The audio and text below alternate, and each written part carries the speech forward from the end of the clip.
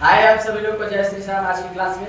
और हमें उम्मीद है कि आप सभी लोग अच्छे होंगे। आप लोगों का तबीयत भी बहुत अच्छा होगा, कोई दिक्कत नहीं होना चाहिए क्योंकि आप पढ़ाई कर रहे हैं तो तबीयत जो है मेहनत करने वाले को किसी जो कोई भी बीमारी जो है तबीयत जो है ना जल्दी आता नहीं है खराब करने के लिए।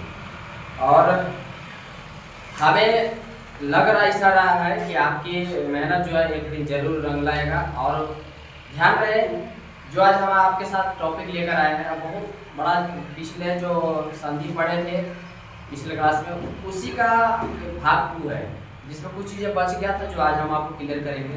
या ये भी याद रखिएगा गलती से भी आप जो इसकी वीडियो मत करिएगा ना तो बहुत समस्या हो जाएगा आपके साथ, आपको समझ में नहीं आएगा। ठीक है, आज की जो टॉपिक है जो संधि हम लोग पढ़ रहे हैं जिसमें हम यन संधि पढ़ेंगे, विसर्ग संधि पढ़ेंगे, अयाति संधि और व्यंजक संधि, ये सब के बारे में आज पढ़ने वाले हैं। तो सारे टॉपिक को समझने के लिए आपको ये काम करना होगा, कमेंट में लिखना होगा कि आप जो पीछे जो भी टॉपिक आप पढ़े हैं, जो पिछले क्लास में पढ़े हैं वो कौन कौन सी चीजें पढ़े थे आप। ठीक है, तो आज हम चलिए हम शुरू करते हैं, देखते हैं आज आप क्या क्या चीजें सीख पाते हैं और क्या चीजें नहीं सीख पाते हैं। लेकिन आप अगर कंटिन्यू बने रहेंगे तभी सीख पाएंगे। हम संधि आज पढ़ाने जा रहे हैं जिसमें यन संधि के बारे में हम बात करेंगे। कौन सा? यन संधि। यन संधि।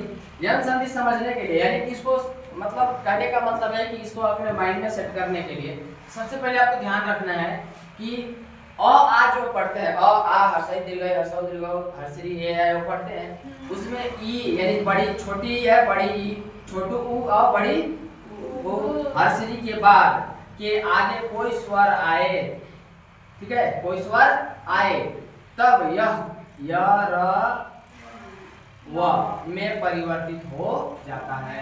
यानी कहने का मतलब ये होगा कि ये दोनों एक साथ मिलेगा तो यह बन जाएगा, ये दोनों एक साथ मिलेगा तो ऊ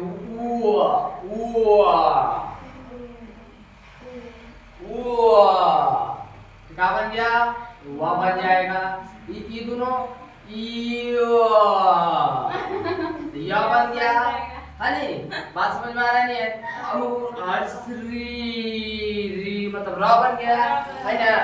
ये सब चीज कहते हैं ना कि अगर आप लगातार वीडियो देखिएगा तो अब ऐसे ऐसे दौड़ा दौड़ा के देखिएगा तो कैसे पता चलेगा? कितना बढ़िया आपको याद हो गया होगा कि तू एगो बड़का ई और छोटका ई दोनों मिलेगा तो क्या बनेगा?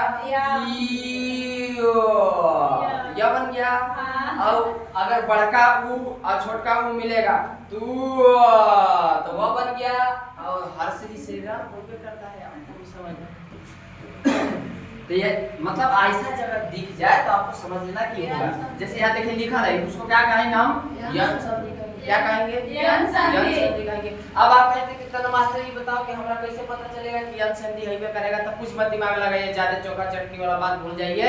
एक ही बात आपको याद होना चाहिए कि यार लवा में कर होगा, बस बाकी कुछ नहीं होगा। यन संधि में काम बोले यन संधि में यार लवा में कर होगा, बाकी कोई में कर नहीं होगा। आइए बाकी ला छोटा ई और बड़ी, छोटी ई और बड़ी, छोटी ई और बड़ी य ऊ छोटा बड़ा व हर्षरी से र।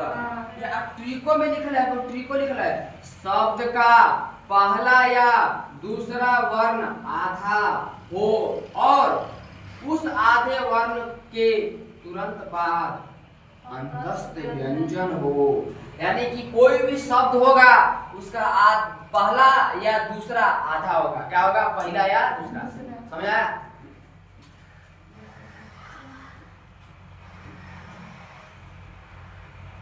ये पहला या दूसरा, पहला आधा आ गया कि नहीं आया? बोलिए कि नहीं आया? आ गया ना? जी ऐसे आप देखिएगा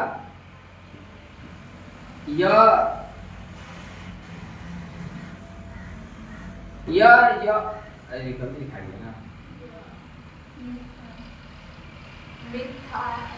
हाँ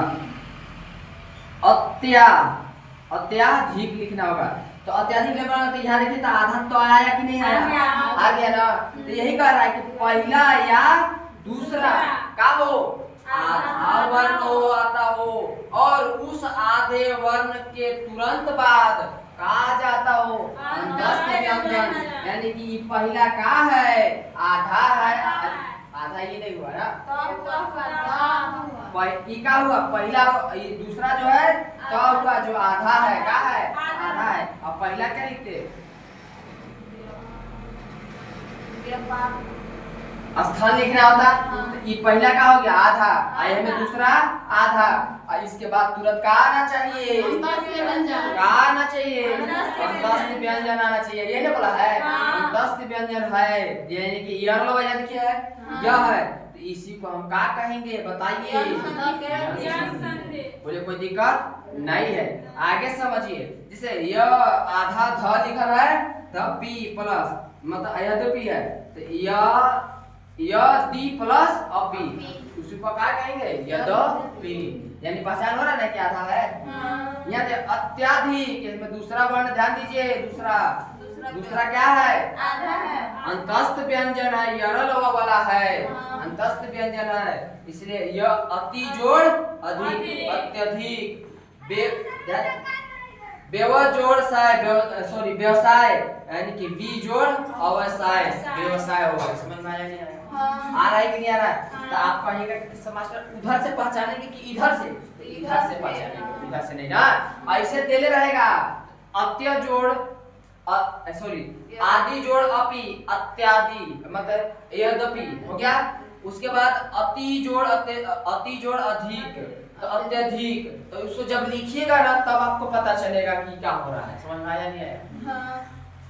आइए, उसके बाद आता है विसर्ग संधि। कौन सा संधि आता है? विसर्ग संधि। जो विसर्ग संधि के बाद स्वर व्यंजन आता हो, स्वर तथा व्यंजन आता, यानी इस विसर्ग के बाद स्वर आता हो और व्यंजन आता हो, तो हम उसे कहेंगे कि विसर्ग संधि है। बोले समझ में आया? अब देखिए विसर्ग संधि बहुत आसान है पहचानना, बहुत आसान। ये दिख भी रहा है उतने को बढ़िया से, नहीं दिख रहा है? दिख रहा है। अब एक बात और याद रखिएगा, विसर्ग संधि में सबसे बड़ा बात, किसी से झमेला नहीं रखता है। क्या नहीं रखता है? कोई से झमेला नहीं रखता है। मतलब ये हुआ, यहाँ देखिए म म त क र य प ना, नहीं समझ में आया? मतलब सब बिना मात्रा के, बिना टोपी के, सब बिना टोपी के, बिना मात्रा के रहेंगे। याद रखिएगा, इहे सी को क्या कहेंगे हम लोग? विसर्ग संधि कहेंगे। क्या कहेंगे? विसर्ग संधि। संधि नहीं, विसर्ग संधि। संधि। फिर आप लोग दोनों मिलकर बतिया रहे हैं।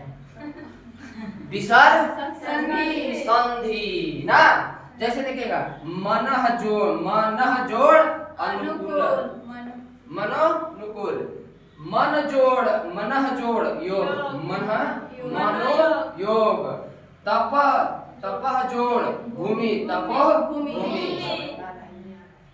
आ रहा समझ में? बिना मात्रा वाला होंगे शुरू वाला अक्षर, बस हो गया काम। बोले कोई दिक्कत नहीं, तो बहुत आसान से पहचान सकते हैं। खैर कोई बात नहीं, टेस्ट होगा तो आपको पता चल जाएगा। हाँ, आगे आते हैं अयादि संधि। अयादि संधि, यदि ए ऐ ओ औ का मेल किसी अन्य स्वर के साथ ऐ आए औ आओ में बदल जाए। समझ में आ रहा है ना? उसी को हम लोग क्या कहेंगे? अयादि संधि। अयादि संधि पहचानने का सबसे आसान तरीका है। देखिए आप समझिए, थोड़ा सा समझने से क्या, ई या तो ई से बड़ा ही है, ई से ही बड़ा है ना, ई से ही बड़ा है। कहने का मतलब हो गया कि कह रहा है कि ए ऐ ओ औ का मेल किसी अन्य स्वर के साथ हो, यानी कि कह रहा है भैया स्वर के साथ ही जुड़ेगा, व्यंजन के साथ नहीं जुड़ेगा, तो उसे हम क्या कहेंगे? अयादि संधि कहेंगे। ठीक है, शब्द के बीच में अर्ध स्वर य व और आए, यानी कि शब्द के बीच में अर्ध स्वर आए, आधा स्वर आना चाहिए। क्या आएगा? आधा स्वर आएगा, व्यंजन नहीं आएगा। सुन लीजिए, हम पहले बोल रहे हैं व्यंजन नहीं आएगा। जैसे ध्यान दीजिएगा, से जोड़ अन, तो क्या होगा? सयन। गए गमे करके, गमे अगर गो गे, गमे कर गए जोड़ अक, गायक। सरो जोड़ अन श्रवण निकल है ना। तो यहाँ हो क्या रहा है, बड़ा और छोटा मिल रहा है। देखो ये बड़ा और छोटा दोनों मिला दे रहा है, क्या हो रहा है, छोटा और एक सेकंड सॉरी आप कीजिएगा। ये छोटा है हाँ या नहीं, ये छोटा है तो छोटा छोटा मिला तो छोटा शब्द का निर्माण करेगा। यहाँ देखिए यहाँ ध्यान दीजिए, यहाँ यहाँ यहाँ बड़ा शब्द मिला, यहाँ छोटा मिला, मतलब ये बड़ा है ना, बड़ा मिला और छोटा मिला तो क्या बनाएगा, बड़ा। छोटा छोटा था छोटा।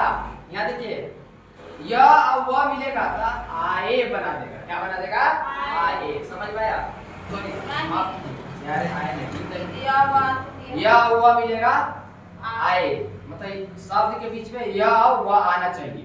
तो यह वह आ रहा है, तो ये देखिए इसमें देखिए तो यह वह आ रहा है, कहाँ देखिए तो कि नहीं आया,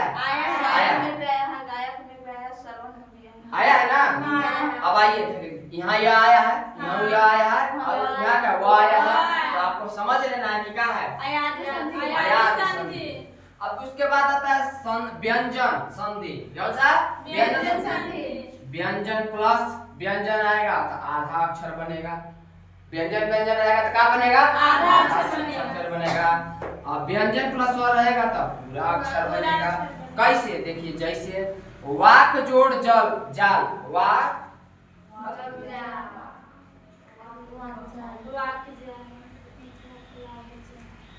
जोड़ जाल, वाग जाल ल होगा, मिट गया होगा। वाक ध्यान दीजिएगा, वाक जोड़ जाल, वाग जाल होगा, क्या होगा, वाक। सत जोड़ गुण, सत गुण। अब देखिए व्यंजन और व्यंजन कहाँ दिखिएगा, ध्यान दीजिए आधा बन रहा है, तो ये आधा यहाँ लिखा है आधा बनेगा, और स्वर और व्यंजन मिलेगा तो क्या बनेगा, पूरा बनेगा। तो देखिए तो यहाँ ये पूरा बन गया है कि नहीं बना, बना है। यहाँ देखिए एगो इका है व्यंजन है, इका है स्वर है ना, कि नहीं है। अब यहाँ देखिए तो ये दोनों के, ये दोनों स सॉरी तो और ग है, दोनों व्यंजन है। तो जब दोनों व्यंजन है, कहाँ है, ये देखिए ये दोनों जब व्यंजन है तो देख रहे हैं आधा बना दिया कि नहीं, दो अरे आधा दो हलत लगा दिया ना, आधा बना दिया। और यहाँ देखिए यहाँ म है और यहाँ का है स है, और ये दोनों का है, बताइए व्यंजन है ना, सन मतलब ऐसे लिखा सारा। देखिए आधा ना आ गया है कि ना, चलिए वाला आ रहा है ना, ऐसे स न सा र संसार लिख दीजिए, ठीक है। ये पूरा हो गया, देखिए ये का हो गया, आधा मिटाइए। आगे ये समजोड़ हार, समजोड़ हार, ये दोनों का है व्यंजन है, जब व्यंजन रहेगा तो फिर आधा आ गया ऊपर। समजोड़ वाद, यहाँ देखिए समजोड़ वाद, ये का हो गया, फिर आधा आ गया क्योंकि दोनों व्यंजन है, तो संवाद हो गया। मुझे समझ में आया, इसका मतलब आप समझ गए होंगे कि जहां भी व्यंजन व्यंजन दे देगा तो आधा हो जाएगा, जहां स्वर और व्यंजन रहेगा वहां पूरा हो जाएगा। समझ में आ रहा है। और जहां स्वर और व्यंजन कुछ नहीं रहेगा वहां भूसा हो जाएगा। बोलिए तो कोई दिक्कत है? तो चलिए आज की हमारी क्लास यही समाप्त होता है। अगर वीडियो अच्छा लगेगा तो लाइक करिए, शेयर करिए, सब्सक्राइब कीजिए। मिलते हैं नेक्स्ट वीडियो में, तब तक आप सभी को जय हिंद।